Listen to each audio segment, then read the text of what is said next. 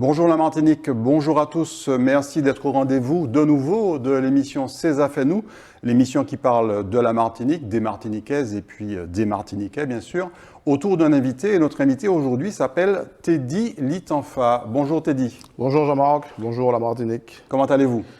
Moi je vais bien, je vais même très bien par rapport aux semaines précédentes puisque on est déconfiné, donc ça va beaucoup mieux. Pour un certain temps on espère, pour et un peut-être certain pour temps longtemps. et même aussi voilà, on espère qu'on va enfin voir la fin du tunnel parce que déjà on n'a pas l'habitude d'être confiné, donc de rester chez soi, d'avoir des règles de distanciation, voilà, c'est stressant pour tout le monde. Et donc on est psychologiquement on est bien. Parce qu'on voit une espérance, une émergence, un retour à la vie normale, tout simplement. Alors la première partie de cette émission est consacrée à notre invité, donc à vous, et elle s'appelle Kimounouye.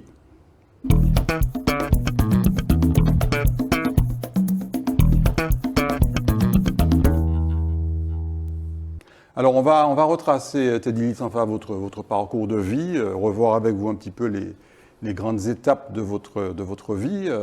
Mais d'abord, qui êtes-vous? Alors, je suis un Martiniquais, un simple Martiniquais, qui a cette année 50 ans, qui aime la vie, qui aime la Martinique, qui aime son île, qui aime les gens et qui essaie de contribuer comme il peut à l'histoire du pays, à faire en sorte que le pays avance, puisque je suis un militant, hein, je suis un battant, et donc qui m'a demandé, moi c'est un monde qui est issu d'une famille modeste et puis qui est ambitieux, et puis qui a envie d'avancer, qui a envie de faire bouger, qui a envie de positivité dans la vie, parce que c'est important. Et voilà quoi. Les racines de la famille Litanfa, c'est le Vauclin, je crois. Hein. Alors, les litres en face sont essentiellement sur le Marin, sur le Vauclin, aussi sur du Cos.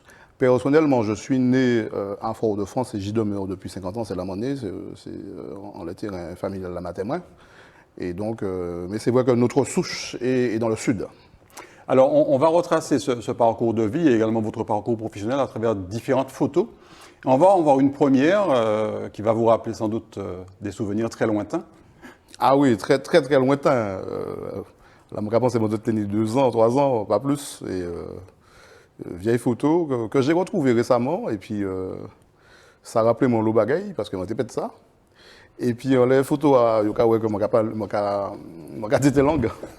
Et ça me rappelle que mes cousins, parce que je suis né dans un quartier familial, et mes frères, enfin, mon frère et ma soeur et mes cousins, ils étaient quand même à la fête, ils ont dit, mon quartier était langue, mon quartier était langue. Et, donc voilà, quoi. Quand j'ai retrouvé cette photo-là, ça m'a fait quelque chose, et donc j'ai tenu à la mettre et à ce qu'on la voit, quoi. Je trouve qu'elle est jolie, je me trouve bien là. Alors, on va laisser les téléspectateurs et téléspectatrices juger si vous vous ressemblez à la photo d'il y a 48 ou 47 ans. Par contre, bon, il n'y a pas grave au TKTT langue, ça s'est arrangé. Ça s'est arrangé depuis, heureusement. Et puis, 48 ans après, ça s'est forcément estompé. Ça a même disparu totalement. Je ne le fais plus du tout, quoi. Donc voilà. Comment s'est passée votre enfance? Donc, c'était plutôt dans le centre, Fort-de-France Oui, comme je disais tout à l'heure, je suis issu de Fort-de-France, parlons de la Ménard. Je suis né dans un quartier familial. Donc j'ai vécu une belle enfance, une enfance simple, hein, parce que mes parents étaient, je suis issu de parents modestes, mais j'ai vécu une bonne enfance, en tout cas j'en garde de bons souvenirs. Une enfance heureuse, comme on dit. Heureuse, parce que j'étais entouré de cousins, de cousines, de familles, voilà, et puis c'est vraiment des beaux moments que j'ai passés. Et j'y vis encore d'ailleurs, j'ai même construit là, donc ça a fait 50 ans en fait que mon gars vive là. Et mes enfants sont nés là aussi. Donc une enfance, certes, une enfance normale, on va dire, une enfance heureuse. Et puis les années 70, c'était les belles années, hein, c'était les années de proximité, c'était au Tekakou, un babois, au Tekakou, manger grillave, on faisait, voilà, c'était vraiment... Je dis ça à mes enfants tout le temps, je dis vous n'avez pas connu la belle époque, parce que c'était vraiment une époque authentique. Et puis nos parents nous ont appris aussi, les parents étaient durs, mais les parents nous ont appris le respect, les parents nous ont appris des valeurs que nous avons aujourd'hui, parce que c'est ça qui a fait qu'aujourd'hui, il y a ces hommes-là ou ces femmes-là que hier. Et donc c'est très important. Est-ce qu'il y a des souvenirs marquants, des choses qui aujourd'hui encore vous reviennent à l'esprit de cette enfance? Pas spécialement, mais il y a des choses qui me manquent. Alors, il n'y a pas de choses qui m'ont marqué, parce que comme je disais, j'ai vécu une enfance somme toute normale. Hein, comme toutes les familles.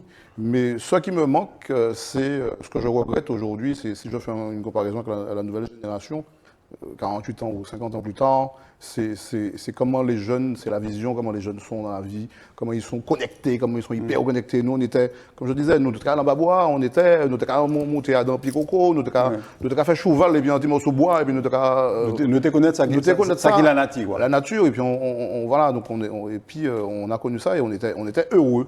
On était tout simplement heureux. Enfin, c'est ma vision en tout cas des choses. Vous savez, moi, quand je vais chercher mes enfants à l'école, et je dis ça à mon fils, je dis, mais ils sont tous avec des oreillettes sans fil et on a l'impression et puis ils marchent comme ça. Un peu coupés du reste du monde. Ils sont coupés du monde et même en voiture, alors on les regarde, on dit, mais ils regardent même pas si. Alors que nous parlons de ça, quoi. Bon, heureusement, ils ont d'autres qualités et d'autres atouts voilà, que nous. Moi, je regrette un peu, c'est un peu mon regret. Je dis que je trouve qu'on est un peu déshumanisé, enfin, j'exagère un peu, mais je trouve qu'on est un peu déshumanisé. On est un côté yo, quoi, voilà, quoi. Alors, une autre photo qui va vous ramener à plusieurs dizaines d'années en arrière. Ah, là, j'étais déjà un peu plus grand. Donc, le grand, c'est vous, là. Donc, le grand, c'est moi, et le petit, c'est mon petit frère, puisque pendant longtemps, je suis resté le dernier, puisqu'on est 4. Donc, j'ai un grand frère, j'ai une grande sœur, et puis moi, et pendant longtemps, je suis resté le dernier, et puis j'ai eu, puisqu'on a 7 ans de différence, mon petit frère et moi, et voilà, donc je me faisais, vous voyez, ça se voit sur la photo, je me faisais un peu le papa, si vous voulez, le protecteur. Pas de jalousie du fait que le petit dernier, on est devenu l'avant-dernier. Pas du tout, puisque bon, les parents, c'est vrai que les parents ne nous faisaient pas ressentir ça. C'est-à-dire que mon petit frère est arrivé, ben, il n'y a pas eu de changement de comportement de mes parents, ou il y a qui doit dans le coin, il y a un plus d'état. C'est ça qui crée un peu c'est ça qui crée un peu la frustration. Non, pas du tout, je n'ai pas ressenti ça, et au contraire d'ailleurs, et donc voilà. La famille, c'est une valeur importante pour vous. Vous avez donc 3 frères et sœurs. Voilà, on est 4, donc 3 frères, enfin 2 frères, donc plus moi et ma sœur, donc on est 4. Et la famille, c'est très important, parce que la famille, c'est le fondement même de la vie, c'est le fondement c'est ça qui fait qu'on devient homme, c'est ça qui fait qu'on devient mature. Et donc, et puis comme je vous disais, moi je suis né dans un quartier familial, donc la famille a toute sa place parce que j'étais entouré de cousins, de cousines. Quand j'ai un moment, après quand j'ai un grand moment, ou quand j'ai l'autre matin, des fois, on mange 2 fois, dans la même journée, et chaque fois, on passait, on dit, où j'ai mangé, on a dit non, j'ai pas encore mangé. Donc, c'était vraiment, donc la famille, c'est quelque chose d'important. Et il faut ces liens familiaux. On dit qu'on choisit pas sa famille, on choisit ses copains, mais ta famille, c'est ta famille toute ta vie, et donc il faut faire en sorte, effectivement, que les liens familiaux se tiennent, s'entretiennent, et perdu, ça c'est important. L'adolescence, les études, comment ça s'est passé donc après? L'adolescence, alors, la bonne question, hein, l'adolescence, on fait les études, on est à l'école, et puis à un moment, on a un moment où on a une cassure, on se dit, moi bon, l'école là, moi pas envie d'aller à l'école encore, donc on a 16-17 ans, on dit, moi bon, l'école là, bon, j'ai déjà raconté de bagaille, machin. Et puis on a une petite rupture, on est un peu un Che Guevara, parce qu'on dit c'est pas ça que je veux. Voilà, c'est pas ça que je veux, donc on appelle un peu à la révolution, parce que les parents veulent toujours, hein, on est dans un cadre, tu vas à l'école, tu prends ton bac, tu fais tes études, après tu travailles, tu rencontres une femme, tu as des enfants, et ceci et cela, tu fondes une famille. C'est un peu le sirop cuit, le cursus normal de tous. Et moi, j'ai eu effectivement une cassure avec l'école quand j'étais adolescent. Et puis, m'ont fait job. Mais j'ai toujours travaillé, hein, parce que j'ai toujours aimé travailler. Parce que mes parents m'ont appris justement à travailler. Vous savez, ma mère était femme de ménage. Et un jour, j'ai dit, ça fait pas si longtemps que ça, j'ai perdu malheureusement ma mère en 2020. Et j'ai dit, lors d'une réunion familiale, j'ai dit, vous savez, maman était femme de ménage, mais je ne suis jamais resté un jour sans manger. Et ma mère a pleuré, parce que... avec le peu de moyens dont elle disposait, elle s'est toujours occupée de nous 4. Et ça m'a fait du bien, c'est ça qui m'a forgé, c'est ça qui a fait que je suis l'homme que je suis. Et puis, là, mon fini fait Ibrin, rébellion, m'a retourné, m'a dit, mais non, il faut avoir quelque chose, il faut avoir un bagage. Donc, je suis parti en 3e, et après, j'ai laissé tomber. Et je suis revenu un peu dans le circuit, et puis je suis passé par l'apprentissage, qui a été une excellente école. Une voix qui est souvent négligée, et Négligée décriée, mais malheureusement. voilà. Et c'est vraiment c'est vraiment le lien entre l'école, c'est-à-dire le côté pratique, le côté intellectuel, et puis la pratique, la connaissance d'un métier. Et donc, j'ai travaillé dans l'automobile, parce que Martin aimait ça. Et puis, Donc, un métier de contact. métier de contact. Métier de contact, parce que je cherchais ma voie. Comme je le disais avant, en préambule, quand j'ai laissé l'école, j'ai fait des jobs. Donc on se cherche à ce moment-là, on ne sait pas ce qu'on veut vraiment. Ouais. Vous ne pas savoir si vous aimez faire la peinture, vous ne pas savoir si c'est boulanger ou les faire, si c'est maçon, bon, on se cherche. Et à un moment, on se dit, il y a des pistes, il y a des choses qui vous conviennent. Et j'ai trouvé effectivement ma voie dans la relation commerciale, parce que j'en ai fait mon métier. Mais l'apprentissage, j'insiste beaucoup, c'est vraiment quelque chose qui a été pour moi très formateur, très révélateur. Et comme vous disiez tout à l'heure, on a tendance des fois, les enfants font des études très longues, finalement, pour se retrouver, faire des études supérieures, pour se retrouver dans une voie de garage. Moi, j'ai beaucoup de copains qui, à l'époque où on était à l'école, qui sont passés par l'apprentissage, qui sont devenus aujourd'hui des chefs d'entreprise. Et en parallèle, j'en ai quelques-uns que j'ai rencontrés au fil de rencontres, qui ont fait un COQ normal, classique, et qui sont aujourd'hui, qui travaillent dans des entreprises, mais qui ne sont pas spécialement heureux, qui ne touchent pas spécialement un gros salaire. Enfin, voilà, je veux dire, l'apprentissage, ça a quand même été quelque chose de très salvateur à mon sens. Alors, Teddy, on poursuit avec les photos. On va en voir une troisième. Alors, celle-là, c'est le Teddy, le bon vivant. Oui. Dans un restaurant. Alors, à l'époque où les restaurants étaient encore ouverts. À l'époque où les restaurants étaient encore ouverts, à l'époque où la vie était encore... On vivait sans masque, sans distanciation. Voilà, puisque... Encore une fois, moi j'aime travailler, mais travailler c'est bien, mais aussi il faut aussi, quand tu dire, il faut qu'on mange l'argent entre guillemets, il faut qu'on travaille, mais bon. L'amitié, les relations sociales. Et c'est très important, oui. Et puis l'entraide aussi. Moi, je fais beaucoup ça parce que je suis très. Tout ça, c'est lié à la famille, hein. C'est-à-dire que. Enfin, moi, même fait la fête. Moi, même fait la fête, mais moi, même des mounes, moi, même aller. Bon, là, moi, qu'à aller parce que ça, c'est des gens que je connais. Donc, c'est normal, moi, qu'à faire au vendre. Voilà, on n'est pas là que pour rigoler, hein. On est là aussi pour consommer, pour faire des choses. Donc ça, c'est une belle photo que j'ai mise. J'ai pu la voir sur votre page Facebook. Oui, tout à fait. Je l'ai mise d'ailleurs sur ma page Facebook. Et j'ai eu beaucoup de... J'en suis content parce que j'ai eu beaucoup de likes, comme on dit maintenant. De likes, beaucoup de commentaires. Et non, voilà, très bien. Très, très jolie photo. Moi bien aimé ça. Et puis, parce qu'il faut ça. Il faut vivre, mais il faut bien vivre. Il ne faut pas nous vivre... Nous avons dans une société qui a stressé nous, parce que nous avons dans une espèce de... Quand on dit les bouts là, souvent, c'est celle nous pas à ces métros, parce que nous avons dans une espèce de... On s'en rend pas compte. Hein. Métro dans le sens de métro transport. Transport. Parce qu'il y a quelques métros en Martinique. Oui, il y a quelques métros en Martinique, mais je parle du métro, le moyen de locomotion.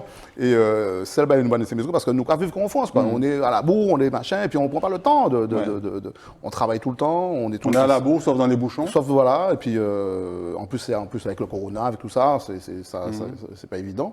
Donc oui, aimer la vie, s'aimer, c'est important. Alors il y a autre chose que vous aimez et qui a pris une place très très importante dans votre vie, et vous l'appelez même en quelque sorte votre thérapie. On va le voir à travers la photo suivante. La musique. J'ai une thérapeute, elle s'appelle la musique. Alors cette photo-là, elle illustre mon quotidien aujourd'hui, depuis bientôt 20 ans, puisque je travaille dans le... Je ne suis pas musicien, mais je travaille dans le... Vous travaillez à la SACEM, je travaille à la SACEM, oui, je travaille à la SACEM. La Société des auteurs, compositeurs et éditeurs de musique. Donc je suis nous sommes chargés de collecter et de réparentir les droits d'auteur. Et donc la musique, parce que pendant longtemps, j'écoutais de la musique comme tout le monde, mais quand on travaille à la SACEM, on a une autre image de la musique. Parce qu'on sait qu'une musique, on dit d'ailleurs on a un adage SACEM qui dit « Une musique, c'est un auteur, un compositeur et la magie de leur rencontre ». Et les gens écoutent de la musique sans savoir que derrière, il y a plusieurs personnes même, qui ont fait ce travail-là. Et Pourquoi la thérapie? Parce que la musique, on dit que la musique adoucit les mœurs. C'est vrai que quand vous écoutez de la musique, eh ben, même le chant des oiseaux, là, parce que le chant des oiseaux c'est une musique, ça va adoucir, et on a besoin de musique, notamment dans le monde dans lequel on vit, mais notamment encore plus pendant le confinement, ça nous a bien aidé, oui. Pendant le confinement. Et on remercie tous ces artistes qui ont produit malgré tout, malgré les circonstances. Et il faut les remercier à travers des live streams, à travers donc à travers les réseaux sociaux, puisque le présentiel n'existe, le présentiel est à proscrire. Mais en tout cas, c'est grâce à eux qu'on a évité des dépressions, qu'on a évité un malaise et un mal-être. Et donc, c'est très important. Et donc, j'ai mis ça également sur Facebook. C'est vrai que sur mon Facebook, j'essaie de mettre des choses qui sont des choses qui ont du sens, qui donnent de la valeur, qui donnent une valeur ajoutée, qui donnent de l'espoir aux gens. Je trouve toujours dommage que nous utilisions les réseaux sociaux un peu tout et n'importe quoi, comment à mettre des filles, à mettre des trucs qui ne font pas avancer le débat plus que ça. J'ai un thérapeute, c'est la musique, c'est quelque chose de très parlant. Et puis surtout que dans mon métier, parce que moi, mon travail, c'est d'aller chez des gens et de leur dire, vous diffusez de la musique et vous devez payer des droits d'auteur. C'est très compliqué, très compliqué. Alors, on va d'ailleurs voir la prochaine photo, justement, qui est une photo qui a été prise à votre bureau. Là, je suis à mon bureau à la SACEM à l'étang Abricot. Et pour finir mon propos de tout à l'heure, très compliqué ce travail-là, parce que... Donc vous allez collecter en fait les droits qui vont permettre en fait de faire vivre les musiciens, les auteurs, compositeurs. C'est notre rôle essentiel et moi je suis, alors nous avons plusieurs collaboratrices et ce sont uniquement des femmes. Alors, je suis entouré de beaucoup de femmes et que je salue. Avec un petit sourire, ça vous plaît? Que je salue, oui, c'est toujours plus agréable d'être entouré de femmes que d'hommes, mais bon. Ça dépend pour qui. Ça dépend pour qui, mais en tout cas, me concernant, ça ne me dérange pas. Et puis, nous faisons un travail de collaboration depuis de nombreuses années. Moi, j'y suis personnellement depuis une vingtaine d'années. Et je suis la SACEM sur le terrain, avec mon ancien directeur que l'on connaît, que l'on a connu, qui a fait aussi lui-même aussi un très gros travail. D'ailleurs, je le salue et je le remercie pour tout ce qu'il a fait pendant toutes ces années. Je dis même entre parenthèses que souvent, on m'a dit souvent que si on est en place aujourd'hui, c'est grâce à lui. Parce que c'est Christian Boutan qui en fait a véritablement développé l'activité de la SACEM sur la Martinique. Complètement. Parce que nous, à la Martinique, vous savez, la SACEM, c'est une grosse boîte. Et quand je vais en métropole ou quand je me déplace dans d'autres délégations, souvent on a l'impression que les gars, ils sont là pour uniquement collecter. Ici, on est sur une île. Ici, on a une proximité. Tout le monde se connaît. Voilà. On a des liens qui sont différents. Et puis surtout, on est dans un milieu pas toujours légaliste. Parce que, à contrario de la France, les gens ne déclarent pas tout le temps au préalable qu'ils diffusent de la musique. Parfois même, les gens ne savent même pas. Oui. Ou font semblant peut-être de ne pas savoir qu'il faut déclarer. Et mon travail, notre travail, c'est d'aller chez les gens. C'est un travail compliqué. Ouais. C'est un travail que j'adore, mais c'est un travail qui est compliqué. Parce que vous allez chez les gens, ils ne vous ont rien demandé. Vous entrez chez eux dans leur intimité, sur leur terrain, et vous leur dites, monsieur, madame, vous avez un salon de coiffure, vous avez un restaurant. Oui, parce que ça peut être à la fois les entreprises et puis les particuliers qui organisent des soirées, par exemple. Tout à fait. Donc il y a plusieurs aspects. Et vous allez chez la personne pour lui dire, où il y a un poste radio, et puis vous donnez-moi l'argent parce qu'il faut qu'on machin. Et beaucoup de personnes ne comprennent pas toujours ça. Et nous avons fait un travail de pédagogie en ce sens. Et mon directeur, Christian Boutan, l'a fait, je l'ai trouvé. J'ai continué parce que j'ai suivi son chemin, parce que c'est lui qui l'a amorcé, donc j'ai suivi son chemin avec grand plaisir. Et je le continue encore pour expliquer aux gens, effectivement, écoutez, voilà. Une musique, c'est un auteur, c'est un compositeur. Et à partir du moment où on l'utilise dans le domaine public. Vous l'utilisez pour faire de l'argent. Quand vous entrez dans les centres commerciaux, pour ne pas les nommer, les gens ne s'en rendent même pas compte. Mais pourquoi est-ce que quand vous rentrez dans le centre commercial, vous êtes en voiture, dans votre voiture, vous entrez dans le parking, vous avez déjà de la musique. Oui. Ça veut dire, et tout ça c'est de l'argent, parce qu'il faut installer, il y a un dispositif, il faut l'installer, donc c'est de l'argent. S'ils le mettent là, c'est pas pour les beaux yeux spécialement des clients, c'est parce que justement, il y a un véritable impact économique derrière, grâce à la musique. Et c'est pour ça, moi personnellement, je ne le savais pas. Quand j'étais jeune, moi, des musiques, ou à la Zouk, ou j'ai envie de dire, entre guillemets, on s'en fout un peu. On dit, c'est pas grave. Et puis quand on est dedans, on s'imagine, on voit les choses différemment. on voit qu'il y a un travail derrière, que le mec s'est levé à 4 heures du matin parce qu'il a eu une inspiration. L'inspiration, c'est éphémère. Donc, il a griffonné quelques notes. Et puis, parce que il était en réunion, bien, il était Madame Lee, il était qu'à parler de Madame Lee, qu'à faire un câlin, ben, il était bien là parce que, non, mais il y a un gars qui avait dit ça en réunion et on s'en était amusé. Et quand je suis rentré chez moi le soir, j'étais assis là. Et je me suis dit, merde, mais il ne faut pas qu'on rigole de ça, parce que c'est sérieux, c'est un travail. C'est comme le boucher fait un travail, le maçon, c'est un travail, et le musicien, c'est un travail, c'est un travailleur acharné. C'est à la fois de la création, et puis c'est du temps aussi. C'est du talent, c'est de l'énergie. Souvent, c'est des messages à travers, justement, les textes. La composition, c'est, voilà, quoi. Et, j'ai même liké une fois, je ne sais plus quel philosophe disait, sans musique, la vie serait une erreur. Et j'ai trouvé ça vachement beau. Et c'est révélateur justement de l'importance que revêt la musique. Donc cette photo-là, et ça se voit peut-être pas, mais quand je suis dans mon bureau, je suis vraiment à fond dans ce que je fais, et même sur le terrain, parce que je suis essentiellement sur le terrain, parce qu'il faut aller défricher, il faut aller collecter, il faut aller détecter. Et puis aussi, donc il y a aussi la partie des soirées dansantes. Bien sûr. Puisqu'il faut aller voir les gens pour leur dire déclarer bagaille là, il y a les flyers, donc machin, donc il faut expliquer ça aux gens, c'est tout un travail. En temps normal, Teddy, je veux dire hors confinement, hors contexte sanitaire tel qu'on le vit aujourd'hui, est-ce qu'il y a beaucoup de personnes qui vivent de la musique, qui vivent principalement de la musique en Martinique? Ben, il y en a, parce que, alors, oui, parce que... Alors, on connaît, il y en a qui sont très connus, parce que on parle de Malavoie, Guy Vadleu, Perfecta, et puis d'autres plus récents, mais dans la musique, Yann Zachary, etc. Oui, mais dans la musique, il n'y a pas que des auteurs, il n'y a pas que des sociétaires, il y a aussi...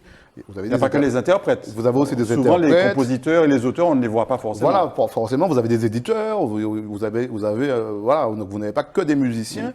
Et puis, beaucoup de gens vivent de la musique. Parce que quand vous faites une soirée, ben, ce n'est pas uniquement... un musicien que vous faites venir, vous faites venir un ingénieur du son, vous faites travailler des loueurs de voitures. Quand les artistes viennent, ben, c'est des billets d'avion. C'est une véritable industrie, c'est une véritable économie qui est impactée malheureusement, mais de plein fouet depuis 1 an par la crise sanitaire. Parce que les live streams et tout ça, c'est pas ça qui enrichit les gars. Hein. Donc les gars vivent de leurs prestations, les cachets et tout ça. Et donc, c'est un véritable travail, mais pas que pour les musiciens qui prennent du fer, mais aussi tout ce qui est ingénieur du son. Mais aujourd'hui, ils sont où, les gars? Ça fait 1 an qu'ils ne travaillent pas. Donc, les loueurs de voiture, bon, il y a louer l'auto toujours, mais bon, pas les touristes, et pas les soirées, pas rien. Donc, tout ça, c'est un ensemble de choses, et parce que la musique, c'est vraiment un vecteur économique. Et les musiciens, c'est pas des ambianceurs ou bien ils sont là pour amuser la galerie. Non, pas du tout. C'est un véritable travail, c'est quelque chose. Hier soir, encore avant de m'endormir, j'écoutais une musique une reprise de Tony Chasseur. Je trouvais ça merveilleux parce que c'est un travail, c'est une approche, c'est une écoute, c'est une analyse des choses très importante. Et c'est donc votre thérapeute, c'est une thérapie. Et donc c'est une thérapie pour moi et je pense pour beaucoup d'autres personnes aussi, hein, puisque vous savez, je dis souvent aux organisateurs, ils me disent pourquoi il faut payer, machin. Je dis mais attends, mais ce qu'on fait en soirée, il y a écrit soirée dansante. Donc le mot dansante, c'est là toute son importance. S'il n'y a pas de musique dans une soirée, qu'est-ce que les gens vont y faire? Bien sûr.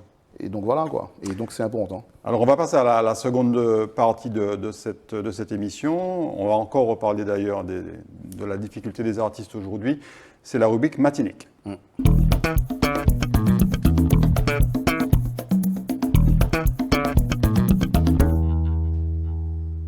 Alors Teddy, avant de revenir justement à ce que vivent les musiciens aujourd'hui et qui est extrêmement douloureux, mais on ne le verra pas que les musiciens, pas que les artistes, quel regard vous portez sur la société martiniquaise des années 2020? Un regard très, très critique, très mitigé aussi, parce que je m'aperçois, mais même dans mon travail, hein, on est, vous et moi, on est des citoyens. On a une maison, on a une voiture, voilà, on voit des choses. Et on sent un malaise, on sent un mal-être dans le pays. On sent que... Moi, j'ai l'impression que les gens, ils vivent... vous savez, on vit un peu les uns pour les autres, un peu je m'en fous de l'autre un peu, et voilà, quoi. Et c'est vraiment dommage. Ça veut dire que la société martiniquaise est devenue égoïste? Elle est devenue, je trouve, égoïste. Elle le devient. On vit sur une île, mais on a l'impression. C'est vrai que je parle souvent dans mes écrits, on dit, même à mes enfants, je dis, mais arrêtez de faire du mimétisme, parce que j'ai l'impression qu'on s'imprègne, on vit un peu, voilà, comme le reste du monde. Alors qu'on est quand même des insulaires, on est sur une île, on a du soleil, on a de la mer, on a de la proximité, parce qu'on se connaît tous, on est tous sous ça. Il y a tout le monde dans ses familles, hein, Martinique qui roule au palais, on va arriver, on va dire, ah, mais ici, c'est grand-papa, mais ici, etc. Bon, puis on est des cousins, machin. Et non, je trouve que le pays, c'est une belle île, mais je trouve que les gens qui y habitent, en tout cas c'est le sentiment que j'ai, je trouve qu'on n'est pas bien, je trouve qu'on n'est pas, je trouve qu'on s'aime pas, même la musique, hein, les gens écoutent de la musique extérieure, il n'y a pas à goûter musique, nous, on s'habille. À quoi c'est dû? C'est le délitement des liens familiaux, c'est un peu la perte de valeur, c'est dû à quoi? Je pense qu'il y a plusieurs facteurs. Premièrement, je ne suis pas un spécialiste, donc je ne sais pas, je ne suis pas certain d'avoir la réponse. Mais en tout cas, effectivement, je pense que le manque de valeur, le manque de... Vous savez, en ce moment, il y a beaucoup de mouvements de jeunes qui revendiquent, qui cassent des statues, qui font des choses. Parce qu'ils se sont aperçus qu'effectivement, on était englués, on était rythmés par des sonorités, par des images qui ne sont pas les nôtres. Et ils se réveillent enfin. Mais ça fait combien de temps que ça dure? Ça fait 30 ans, 40 ans, on parle de la chlordécone. Enfin, il y a plein de dossiers, il y a plein de... Il y a plein de problématiques. Beaucoup de traumatismes, beaucoup de fêlures, beaucoup de blessures qui reviennent. Beaucoup de blessures, beaucoup de traumatismes, beaucoup d'anxiété. Et je pense que ça vient de ça. On se cherche, on ne sait pas qui on est. Moi, je vois les même en termes vestimentaires, les habits à l'américaine, enfin, les musiques aussi. Vous savez, j'ai des enfants, et même mon fils, je dis, mais Alexis, mais écoute ça, et il ne sait pas ce que c'est. Alors qu'il connaît, je ne vais pas les nommer, mais il connaît toutes les musiques internationales, il connaît tout ça. C'est peut-être parce que nous aussi, nous pas fait travailler là aussi des idiots, mais écoute, là, voilà, nous, des bails qui à nous, on a des spécificités. Hein, ok, là maintenant, on commence à s'y intéresser ou à s'y intéresser de nouveau, eu égard peut-être au confinement, parce qu'on est resté chez soi, alors forcément, le jardin que tu as, ou pas te regarder, on met tes gazons là, on regarde les machins, on regarde des morceaux des carottes en lait, de ceci, de cela, mais faudrait-il encore que ça dure et qu'on soit conscient que nous avons une histoire, que nous avons une image, une identité. Alors, on a certes des blessures, mais tous les peuples ont des blessures, hein, tout le monde a des blessures. On parle d'esclavage, on parle de ceci, de cela. Moi, je suis moi-même aussi très sensible à ça. Mais je pense que c'est pas... Vous savez, on dit souvent qu'il faut savoir où on sortit pour savoir où on va aller. Donc, mais sauf que j'ai l'impression qu'on ne sait pas d'où on sort, donc on ne sait pas où on va. Ouais. C'est mon sentiment. Je ne suis pas un spécialiste, encore une fois, de la chose, mais je suis un citoyen, je regarde autour de moi et je sens que les gens... Voilà, quoi, on ne s'aime pas, on n'est pas, on coopère pas. Alors c'est là la tête tremblée, on va dire bon, on va aller des voisins, on laisse le passer, on va aller manger vers là-bas, mais en temps normal, avant un café top bris, il a passé ceci, il a fait ça là, et donc je trouve ça un peu dommage. Alors je vais vous montrer une photo, ou plutôt un mot, Teddy. Je dirais même deux mots. Alors qu'est-ce que ça vous inspire? Vous savez, je vais vous dire. Je suis devenu allergique à ces mots-là. Très honnêtement. Covid-19, couvre-feu. Encore une fois, on parlait tout à l'heure on parlait d'aliénation, on parlait de repli sur soi-même, on parlait d'emprisonnement. C'est ce que ça m'inspire, ces mots-là. Couvre-feu, Covid-19. Alors, on nous a sorti un virus. Alors attention à ne pas faire du complotisme. Non, on nous a sorti un virus, ça veut vouloir dire que ça a été créé par... Certains le croient. Ça a été créé par l'homme. Vous savez, étant adulte, et on a quand même un minimum d'intelligence, et il faut, je pense, avoir, je dis ça souvent, il faut avoir, à mon avis, un minimum de discernement. Hein. Donc je ne vais pas rentrer dans les détails, puisque je ne suis pas médecin, je ne dis pas qu'il n'y a pas de maladie, je ne dis pas qu'il n'y a pas de pandémie, mais je trouve quand même que, personnellement, hein, je trouve que ça n'a pas été quelque chose qui a été bien traité, qui a été bien... C'était quand même assez inédit aussi. C'était quand même assez inédit. Alors, c'est vrai que c'est arrivé comme un cheveu sur la soupe, mais vraiment un mauvais cheveu. Vraiment mauvais cheveu. Mais c'est vrai que couvre-feu, Covid-19, je suis devenu allergique. Heureusement que vous n'avez pas mis confinement, parce que là, quand j'étais en confinement, quand le préfet a dit le troisième confinement, j'étais à mon bureau, vous pouvez demander à ma collaboratrice, j'étais mal tout l'après-midi. Quand il a parlé de confinement, j'ai dit, wow, encore. Parce que c'est des mots qui, voilà, qui nous oppressent, qui nous emprisonnent, qui nous limitent. Et couvre-feu, 19h, hier soir j'étais à une réunion, ben, je m'avais l'air parce que comme il y a le couvre-feu, il faut que moi, tu gagnes moins. En plus, j'étais parce que nous déconfinés, mais couvre-feu voilà. là toujours. Oui, quoi, voilà, donc j'étais loin et j'habite à Fort-de-France. Je me suis dit, waouh, il faut que quand même. Donc voilà, quoi. Et c'est vrai que c'est pas évident, quoi. Alors, il y en a qui n'ont pas aimé du tout le couvre-feu et encore moins le confinement, ce sont les musiciens, les artistes, on en a parlé tout à l'heure. Est-ce qu'au niveau de la SACEM, vous avez pu, malgré tout, malgré le manque de recettes, parce que forcément vous aussi vous êtes impacté à la SACEM, vous avez quand même pu accompagner les musiciens, les compositeurs, les artistes qui vivent de la musique en temps normal? Alors, bonne question. Vous savez, la SACEM, vous savez, je suis fier d'appartenir à la SACEM parce que franchement, sans chauvinisme aucun, la SACEM, je trouve que c'est une très bonne boîte, c'est une société civile, mais c'est l'une des seules, il y a d'autres sociétés d'auteurs bien évidemment, mais c'est l'une des plus grosses sociétés d'auteurs. Et sur la Martinique, Christian Boutin s'est beaucoup battu pour faire émerger ça. Et c'est vrai que la SACEM a mis des dispositifs en place. Alors, on a été des avant-gardistes, je peux le dire, parce qu'on a des clients, donc des diffuseurs, et on a également des sociétaires. Oui. Et en fait, sur les clients, donc tout ce qui était commerce, alors les commerces dits non essentiels, donc les restaurants, les magasins de vêtements et tout ça pour ne pas les nommer, ce qu'on appelle les exploitations traditionnelles. La SACEM a fait des crédits Covid, on a fait une communication, on a bloqué les facturations. Donc voilà, et on en ressent les bienfaits aujourd'hui parce que les clients nous le disent. Les clients nous disent, écoutez, on a reçu des communications, on a reçu des trucs, même les clients, parce que les clients, ils ont des contrats avec nous.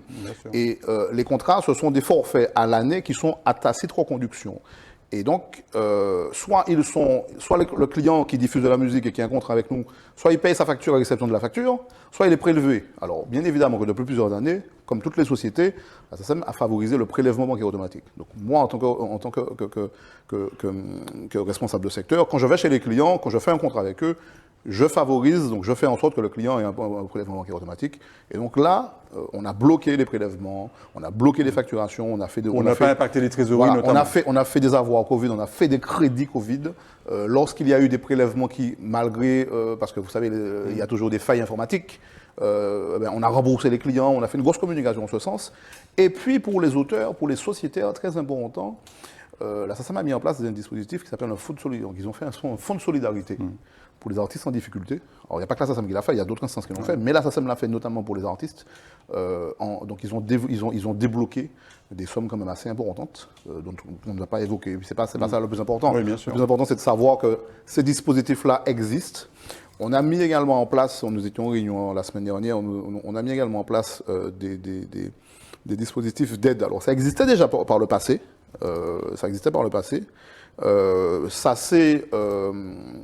Ça s'est allongé, ça s'est prolongé par rapport au on n'en est pas encore sorti. Donc, il y a eu un fonds de solidarité, donc j'encourage tous les artistes, tous les auteurs, compositeurs, tous les sociétaires à aller sur leur page et aller sur leurs espaces et à faire la demande. Certains diront que c'est pas bon machin parce qu'ils ont... Vous savez, le problème c'est que souvent les gens ne sont pas très administratifs et puis c'est vrai que tout est dématérialisé maintenant aujourd'hui malheureusement. On le regrette nous-mêmes parce que la proximité n'existe plus. À présent c'est distanciation rabalo, c'est le mot à la mode. Et dématérialisation. Voilà, et dématérialisation. Et donc c'était déjà le cas avant la Covid et ça s'est accentué, ça s'est révélé avec la Covid. Donc il faut qu'ils aillent sur leur espace et faire les demandes, donc avec télécharger des PDF, des machins, parce qu'on demande un certain nombre d'éléments. Donc là, ça a mis ça en place pour les artistes, parce qu'on est conscient effectivement que les artistes sont directement, mais directement... Vous savez, en métropole, on a fait un truc, ils ont fait passer une note. En métropole, il y a eu plus de 600 discothèques qui ont fermé définitivement. Je ne sais pas si vous vous rendez compte. 600 discothèques. Plus de 600 discothèques en métropole. Il y en a qui étaient déjà un peu moribondes. Hein. Qui étaient moribondes. Alors ici, déjà que le Covid là a poussé mais bon. Ça a totalement anéanti les mecs. Ouais. Et quand on parle de discothèque, il faut voir tout ce qu'il y a derrière. Donc, toute la masse salariale. Tous les cadavres, en fait. Ouais. Alors justement, on va voir successivement deux photos, Teddy Litanfa. Alors une première, La Pelouse Arena. On les voit toutes les deux. La Pelouse Arena, un magnifique Magnifique espace, concept au François. avec une superbe logistique qui a été créée par Hugues Jean-Louis. Hugues Jean-Louis, oui, le directeur. Au François. D'un côté, à gauche, vous avez l'un des premiers concerts, le concert de Kassav. Ça, c'est Kassav, ça. Hein, en décembre 2019, de mémoire. Tout à fait. Juste avant, on va dire, cette période. Et puis à côté, là, aujourd'hui, on voit ça. la Pelouse Arena fermée. On imagine l'investissement que ça représente. Complètement. Complètement. Alors pour des organisateurs comme ceux-là, pour des investisseurs, ça vous inspire quoi? Ben, écoutez, on voit bien effectivement tout le désastre économique, social, sociétal que nous a engendré cette pandémie. Ouais, franchement, ce sont des images qui font peur. C'est vraiment c'est un vivant et un mort. C'est exactement ça. En espérant que la Pelouse Arena survive. Et j'espère en tout cas j'espère que ça va se terminer. J'espère qu'on va pouvoir enfin revoir les chapiteaux bien relevés, comme sur la photo de gauche. Avec la lumière, avec les gens, avec les spots, avec les musiciens dessus, avec les écrans derrière, les grands écrans. Donc j'espère vraiment que ça va reprendre, mais c'est vrai que c'est une image de désolation, c'est une image triste. Et même dans nos pires cauchemars, je ne suis pas certain qu'on ait imaginé un jour que ça arriverait. C'est vraiment dramatique. Mais franchement, j'espère que je salue d'ailleurs Jean-Louis, que je connais personnellement, je le salue, pas que lui d'ailleurs, parce qu'il y a beaucoup de salles, bien sûr, qui sont fermées aujourd'hui. Qui sont fermées, qui vivaient de ça. Et puis surtout que, vous savez, c'est ce que les gars disaient dans des réunions pendant le Covid et après le premier confinement, il disait, il y a un gars qui disait, on était sur une courbe de croissance intéressante. Après 2019, après toutes les grèves et tout ça, ça commençait un peu, donc on sentait qu'on commençait un peu à redécoller. Donc c'est vrai que quand les gars investissaient et quand ils faisaient, le mec qui faisait un crédit, qui allait voir sa banque, qui disait, bon, je veux 10 000 euros, il dit, non, donne-moi 15. Et bim, le Covid arrive. Oui, c'est ça. Donc on s'en rend pas compte. Et les banques étaient déjà très frileuses, malheureusement, avec. Elles le sauront, elles le sauront davantage. Et puis voilà quoi. Donc parce qu'on parle de mort au sens propre du terme, mais on ne parle pas des morts au sens figuré du terme. Et moi, quand j'entends les commerces dits non essentiels, vous savez, c'est des mots, mais est-ce qu'on en imagine la portée? Donc voilà quoi. Alors justement, on va avoir une autre photo avec vous cette fois-ci, devant le siège de SOS Crise, parce que malheureusement, le Covid, le confinement, le couvre-feu, toutes ces conséquences de la pandémie, en fait, ont eu d'autres conséquences. Toute cette mauvaise période. Souvent moins perceptibles, et notamment sur le plan psychologique. Complètement. Et vous êtes engagé, oui. Au moment du premier confinement, vous êtes engagé au sein de cette association SOS Crise. Tout à fait. En fait, moi, je suis anti-confinement, donc non, c'est vrai, je suis anti-confinement parce que ça se voit pas, mais je suis de naturel. On dit que mon médecin m'a dit un jour, mais vous savez que vous êtes hyperactif. Je dis, je savais pas ça. Parce que j'aime quand ça bouge. C'est pour ça que j'adore mon métier à l'assassin, parce que je suis dehors, je vais au contact des gens, et puis vous rencontrez toutes sortes de gens, toutes classes sociales confondues. Et puis, on a été confinés. Et donc, des mots qui n'existaient pas pour nous, qui sont même rentrés j'ai même vu qu'ils sont rentrés dans les dictionnaires, ils ont mis maintenant confiné, déconfiné, nanani, nanana, et donc ils ont rajouté ça. Et puis moi, j'étais confiné chez moi, et pourtant, j'ai la chance de ne pas habiter dans un appartement, mais malgré ça, je vivais mal le confinement. Et puis, je connaissais déjà un peu SOS Crise. Et puis, je me suis dit, mais tiens, pourquoi pas? Parce que tu as du temps. Je suis dans la relation publique depuis plus de 20 ans maintenant. Donc, c'est du bénévolat. Donc, j'ai du temps. Pourquoi pas? Et puis, quand je suis rentré là, j'ai découvert qu'on parle de la santé physique des gens, mais on ne parle pas de la santé mentale des gens. Et SOS Crise, qui est une plateforme d'écoute pour tout ce qui est violence. Qui a été initiée par une femme. Alors, le président de SOS Crise, c'est le professeur Louis GL. Oui. Et c'est Mme Sainte-Rose. Mme Sainte-Rose, oui. Qui est une femme courageuse, que je salue. Je salue d'ailleurs toute l'équipe, parce qu'on est des préventeurs, on est des bénévoles. Et donc, on donne des préventeurs, vous faites de la prévention. Voilà, c'est ça, on est des préventeurs, parce c'est une plateforme d'écoute et on est là. On ne juge pas les gens, on les écoute. On les aide du mieux qu'on peut et on les dirige en fonction, bien évidemment, de l'urgence du moment, en fonction du cas. On les redirige. Et là, j'ai retrouvé, donc je me suis inscrit en tant que préventeur SOS. J'y suis encore d'ailleurs, je suis resté là parce que j'aime bien ça. Et puis parce que je me suis aperçu que, comme je vous disais tout à l'heure, pour ne pas me répéter, on parle de la santé physique des gens, c'est ce qu'on a dit. On a dit les hôpitaux sont débordés, les gens meurent, et ça, c'est cela. Mais les gens sont enfermés. Oui, il y a eu les gens deviennent fous. Le Covid a précipité un petit peu, Covid a précipité un petit peu les gens deviennent fous. Cette dimension psychologique de la crise. Les gens sont dans un malaise, dans un mal-être. Les gens et beaucoup de personnes sont isolées. Les gens deviennent suicidaires, les gens deviennent violents. Et nous, on fait un gros travail parce que SOS Crise, c'est une plateforme d'écoute qui est 24 heures sur 24 ouverte, tous les jours, toute l'année. Je resalue encore tout le monde, tous les préventeurs, toutes les préventrices qui sont là, qui se donnent, parce qu'on est bénévoles. Hein. Moi, je sors de Fort-de-France pour aller là. Je n'ai pas de bon dessin, j'ai rien. Je le fais avec mon cœur. Je le fais parce que je sais qu'il y a des gens qui ont besoin de ça. Et c'est un gros travail. On ne s'imagine pas. Il y a une dame qui disait pendant le confinement, mon compagnon, il buvait pas, et machin, mais il a commencé à boire, machin, et il disait, même le chien commence à s'énerver sur le chien, parce qu'on s'en rend pas compte. On est confiné, on n'a pas l'habitude d'être enfermé. Ouais. Et puis surtout qu'on n'a pas l'impression de voir la fin du tunnel. C'est comme si vous êtes dans un tunnel, vous êtes claustrophobe, mais au cas où l'est, et au cas où un petit lumière, en fond, on regarde que le tunnel là est fini. Donc pendant toute belle là, on est malade dans l'autoroute, ou pas bien, on dit mais quand est-ce que ça va se terminer, quand est-ce que ça va se terminer. Et effectivement, on ne s'en rend pas compte, mais franchement, il y a un gros malaise, et c'est pour ça que j'ai mis cette photo là. Je l'ai partagé sur les réseaux sociaux et quand en commentaire, j'ai mis en cette période de crise un grand bravo et une forte pensée pour tous ceux qui vivent mal et qui sont psychologiquement traumatisés, parce que c'est beaucoup de traumatisme, hein, c'est beaucoup de mal-être, de malaise, des gens comme vous et moi, oui, qui sont normaux, mais qui deviennent dépressifs. Parce qu'on a des crédits, on a des choses, mais on n'a pas. On a des crédits, mais on n'a pas de rentrée d'argent, donc forcément on a des impayés. Mais forcément on a des contentieux, mais forcément on n'est pas bien dans sa tête.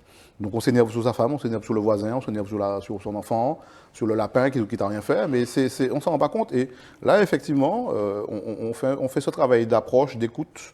Encore une fois, l'idée c'est de ne pas juger les gens, parce qu'il y a plein de cas, de figures. Il y a toutes sortes de cas multiples et variés, mais c'est vraiment un monde nouveau que j'ai découvert là.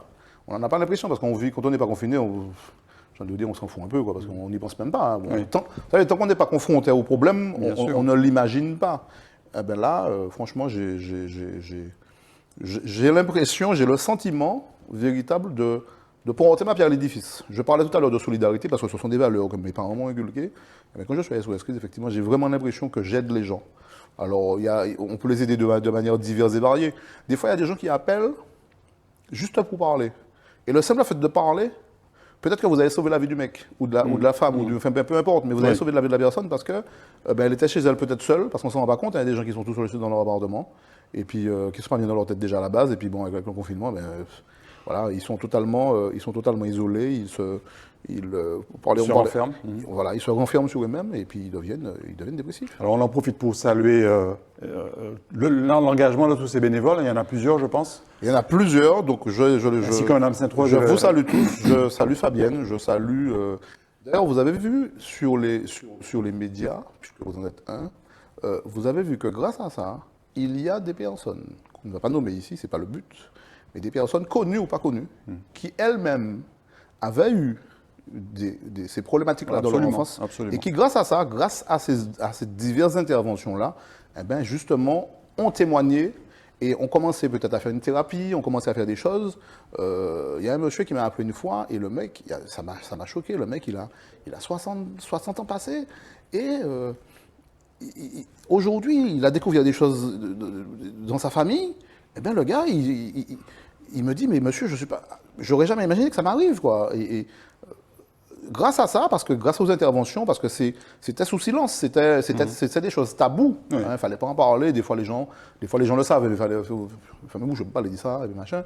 Mais grâce à ça, grâce aux interventions, et je salue vraiment Fabienne parce qu'il faut être courageux. Hein. Donc Fabienne, c'est Madame Sainte-Rose. Fabienne Sainte-Rose, oui, pour que je salue. J'espère qu'elle ne m'en voudra pas, parce que je n'ai pas son autorisation pour SOS Crise, mais bon, je suis Non, mais volontaire. on en parle et on fait la promotion de tout ce travail. Parce que c'est important. C'est un travail de l'ombre. C'est un travail de l'ombre, c'est un travail important, avec, je vous dis, un véritable impact sur les gens, Ouais. sur les gens de tout âge. Hein. Il y a des gens de 14 ans, mais franchement, quand on est préventeur en ligne, on ne sait pas sur qui on va tomber. Et que vous avez des appels, mais c'est vraiment des trucs, c'est vraiment des cas, c'est vraiment des situations très préoccupantes. Et franchement, je suis content d'en faire partie parce que je sens vraiment que on porte notre pierre à l'édifice, comme on dit. C'est divisant. Enfin, on va terminer cette rubrique matinique avec une citation qui va s'afficher de Gavin Nascimento, qui est une citation autour du mot rébellion, une citation qu'on va voir dans un instant. Voilà. La rébellion n'est pas ce que la plupart des personnes pensent. La rébellion, c'est quand vous éteignez la télé, commencez à vous instruire et pensez par vous-même. C'est une citation que vous avez choisie, donc de Gavin Nascimento. Pourquoi ce choix de citation autour de la rébellion? On a parlé tout à l'heure de certaines blessures, fêlures, traumatismes. Je l'ai liké sur Facebook et je l'ai sorti pour en parler. Parce que tout à l'heure, on parlait effectivement de malaise, de mal-être, de traumatisme. De déboulonnement de statut. De déboulonnement de machin. Et souvent, ce qui se passe, c'est ce que je vois.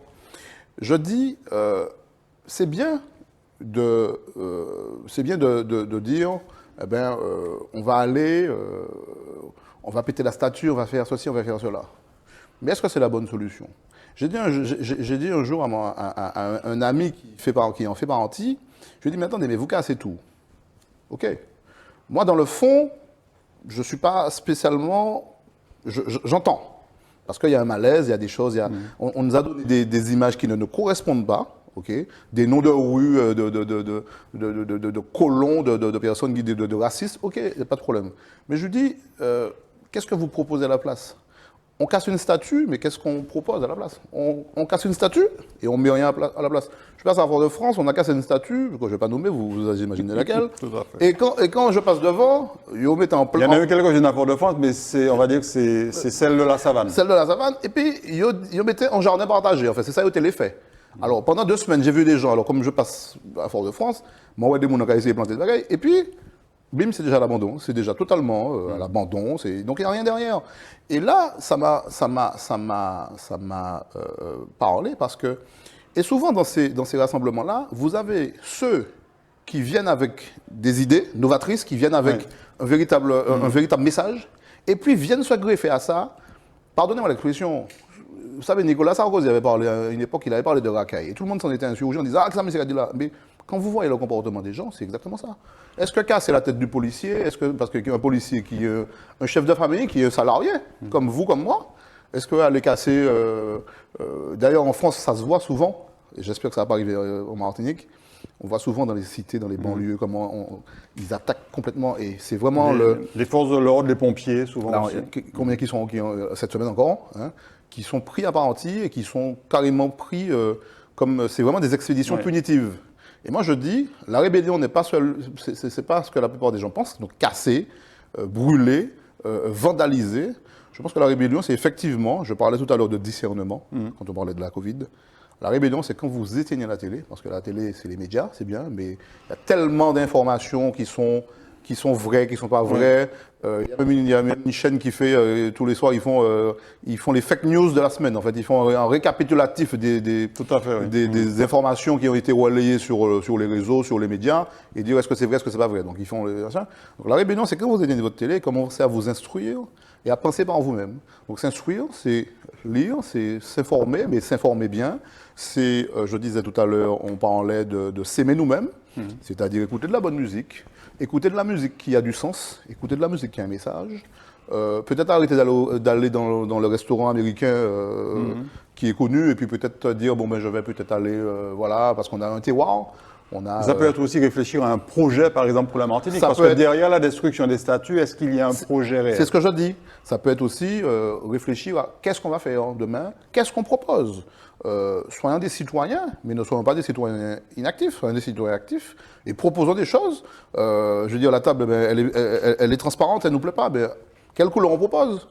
Mais si on casse la table, on en aura besoin pour manger, on sait quoi on mange après derrière. Donc, proposer des choses, penser par nous-mêmes, s'instruire, et puis faire des. Alors peut-être qu'il manque une phrase, c'est faire des propositions, voilà, proposer des projets et venir avec quelque chose, être, je veux dire, crédible. Ouais. Parce que pour l'instant, quand vous voyez ces images-là, franchement, je vois ça.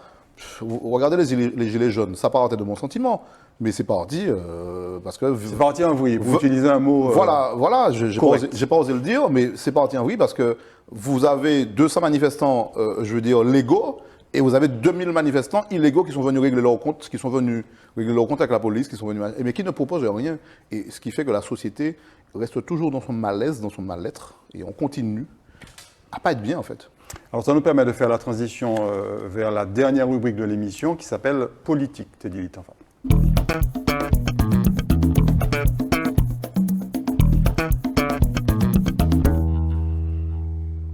On va parler politique, mais on va aussi parler du rôle des élus, du rôle des élites, du rôle des leaders d'opinion, hein, les gens qu'on voit beaucoup et qui bien souvent se contentent malheureusement de paraître ou de parler, mais on ne sent pas toujours qu'ils ont envie d'être des locomotives, des gens qui montrent l'exemple et qui montrent une voie. Est-ce que vous avez l'impression que ces classes un petit peu de privilégiés, hein, que sont les élus, les élites, certains chefs d'entreprise qui gagnent beaucoup d'argent, ou alors des leaders d'opinion, des gens qui aujourd'hui sont reconnus, est-ce que vous avez l'impression qu'aujourd'hui on a des repères, on a des leaders, on a des gens qui nous montrent la voie? Vous savez, depuis plusieurs années, comme je disais en préambule, je suis un citoyen. Je suis un citoyen engagé, je suis un citoyen actif. Je travaille, j'aime travailler, je respecte les gens, j'ai des valeurs. Et donc, je dis que quand on est citoyen, on doit participer à la vie de la cité. C'est logique. On doit participer, on doit s'occuper, on doit se pencher sur, s'intéresser sur ce qui se passe. S'engager parfois. S'engager parfois, mais même si on ne veut pas s'engager, mais on doit quand même avoir un regard, on doit regarder si, voilà, si bon, si pas bon, si la route n'est 4 trous en demain matin, il n'y a pas ni trou encore, enfin voilà. Voilà. Et si possible, aller voter ensuite pour faire valoir quelque part son point de vue. Et j'ai l'impression, et je parle de citoyenneté parce que moi j'ai toujours été sur la citoyenneté, et j'ai même été avec des gens qui, sans les nommer, qui étaient dans cet esprit-là, dans ce ballon-là, parce que je trouvais ça intéressant. Je me suis dit, effectivement, quand on regarde le paysage politique aujourd'hui, alors moi j'ai beaucoup de respect pour tous les hommes politiques et pour tous les hommes en général, parce que c'est un travail. Hein. Maintenant, j'ai l'impression que on se perd en conjoncture et en conjecture. Moi, je trouve que là, c'est les élections cruciales. Collectivité territoriale, tout à fait. Gros 20-27 juin. Gros morceau. Et puis, je regarde un article, je dis, attends, il y a 17 candidats. Non, mais il y a 17 candidats. J'ai dit, waouh, est-ce que ce n'est pas le reflet d'un malaise évident de la mandature actuelle? Alors on précise quand même qu'au moment où on enregistre cette émission, les candidatures ne sont pas encore définitives. C'est clair. Mais j'ai vu déjà quand même. Voilà. Donc, 17 candidats. 17 et puis moi, je regarde un peu, je suis informé comme vous-même. Voilà. Je me dis, 17 candidats. Et donc, moi, j'ai pas l'impression, franchement, en tant que citoyen, depuis 2015, parce que j'ai été avec. Quand je regarde autour de moi, je sens pas l'émergence du pays, je sens pas la volonté, je sens pas. Vous savez, moi, je suis à la SACEM, donc forcément attaché quelque part, directement ou indirectement à la culture. Je sais pas, je ne dis pas que rien n'est fait pour la culture, ouais. Mais je ne sens pas vous voyez le vrai ballon, l'envie, l'enthousiasme de dire en nous aller. Quand vous regardez les infrastructures, qu'est-ce que vous voyez? Moi, ce que je vois, c'est des combats de chefs, c'est des règlements de comptes. Et je trouve ça très dommage. Et j'en appelle à nos dirigeants à se ressaisir. Parce que, en plus, depuis plusieurs années, le taux d'abstention ne cesse d'augmenter. Parce Ouais, que tout à fait. les gens se contentent de vivre. Et ce sont particulièrement les jeunes qui Mais c'est votent de complètement moins ça. en moins. Les gens sont contents de vivre et puis ils s'intéressent plus à la politique. Et à la limite, vous leur dites ça, ils disent qu'est-ce que... Laisse-moi tranquille, on n'a pas dit autre chose. Et c'est dommage, parce qu'on est perdu, on est totalement perdu. Alors vous avez des alliances nature contre nature, appelez ça comme vous voulez, mais attends, on a vraiment l'impression que c'est du carriérisme. On a vraiment l'impression que c'est du nombrilisme. Certains parlent même d'affairisme. Mais je pense qu'on peut effectivement utiliser ce terme-là. C'est malheureux, mais c'est ça. C'est l'impression qu'on a et les gens ne s'intéressent plus. Vous savez, j'ai écouté un monsieur parler l'autre jour, je ne vais pas nous dire son nom, et je me suis dit, il est sur une liste. Il est souvent dans la rue, il fait des choses, il revendique. Et puis il a parlé, j'ai écouté, je me suis dit, voilà comment des personnes entre guillemets lambda eh ben, vont inverser la tendance, parce que le citoyen, il a besoin d'entendre ça. Il a compris qu'aujourd'hui, ceux qui étaient en poste, qui sont là depuis trop longtemps peut-être, qui ont peut-être oublié leurs engagements, leurs adages anciens, ils ont oublié ça. Et je pense que ces nouvelles, ces nouveaux partis-là, si on peut les appeler comme ça, ben, ils sont en train de prendre un peu doucement, ils sont en train de prendre un peu de la valeur, parce que le jeune qui est dans la rue, ben, il a envie d'écouter ça, il a envie d'entendre qu'on s'intéresse à lui, et pas qu'on lui dise ça pendant une période politique, pendant une période précise, et puis après oublier Bougla. Ils ont envie d'entendre que, voilà quoi, on s'intéresse à eux. Et franchement, le paysage politique, là, aujourd'hui, je suis citoyen, franchement, j'appelle vraiment nos politiques hein, à se reprendre en main et à se dire, messieurs, il faut se battre pour le pays. Il ne faut pas se battre pour des personnes. Je n'aime pas la couleur de ta chemise, ton pantalon est trop bleu. Faisons avancer le débat. Ouais. Et je trouve que le débat n'avance pas. Alors justement, tu as dit, regardez cette photo, qui va certainement vous rappeler un débat récent. Autour notamment de l'identité, des emblèmes qui aujourd'hui symbolisent la Martinique, ce fameux drapeau colonial, et même pire que ça, hein, ça parle le drapeau esclavagiste, qu'on retrouvait jusqu'en 2018-2019 et peut-être encore jusqu'à aujourd'hui sur les uniformes des gendarmes. Tout à fait. Entre autres, hein, et sur le fronton parfois de certains bâtiments. Emmanuel Macron a demandé à ce qu'il soit enlevé lors de sa visite en ça devait être en novembre 2018.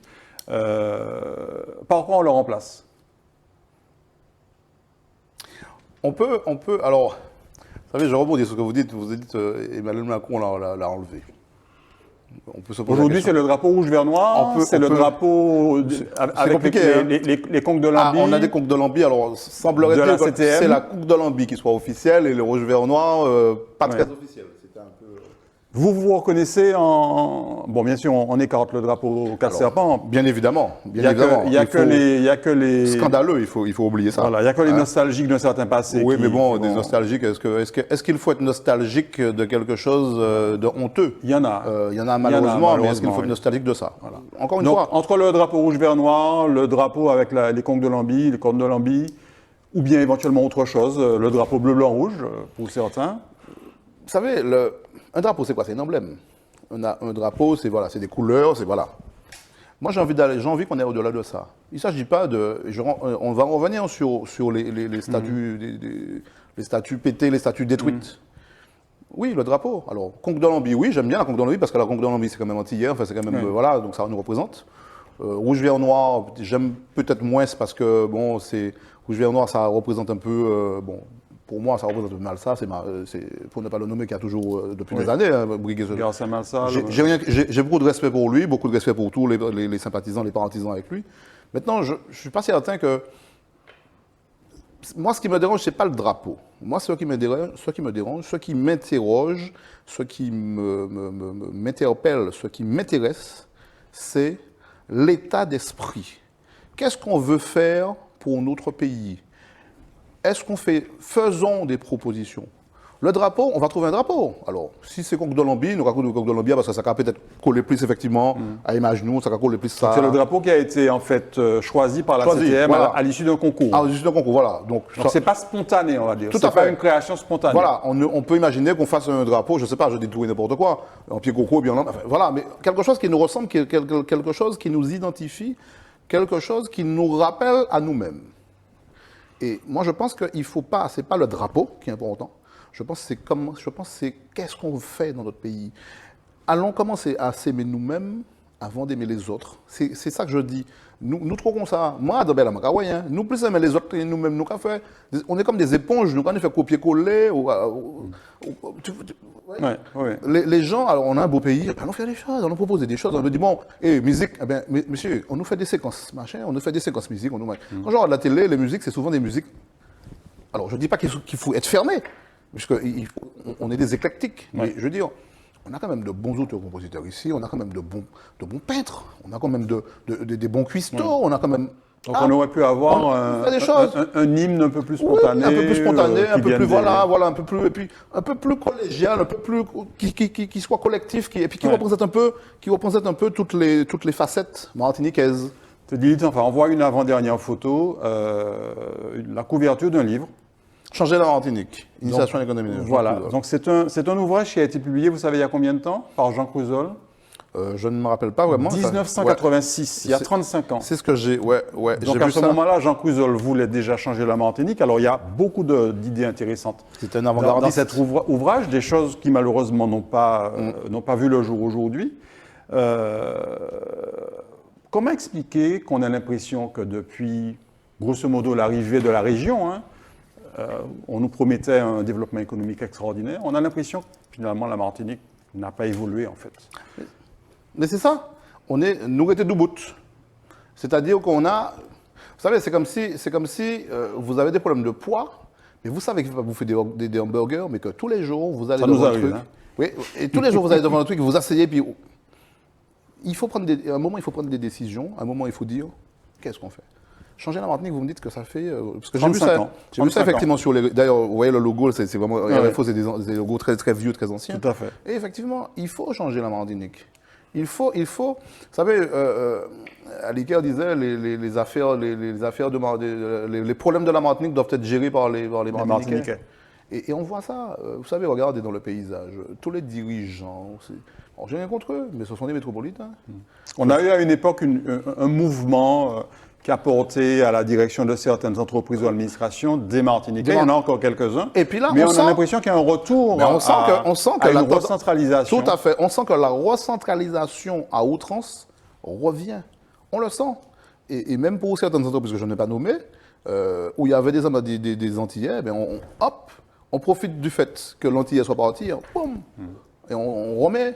Donc on revient, donc on n'a pas évolué. Un petit peu à la SACEM aussi? Non, je ne nomme personne, mais en tout cas, je dis simplement... Parce que Christian Mouton vient de prendre sa retraite, on le rappelle. Oui, il est parti, mais bon,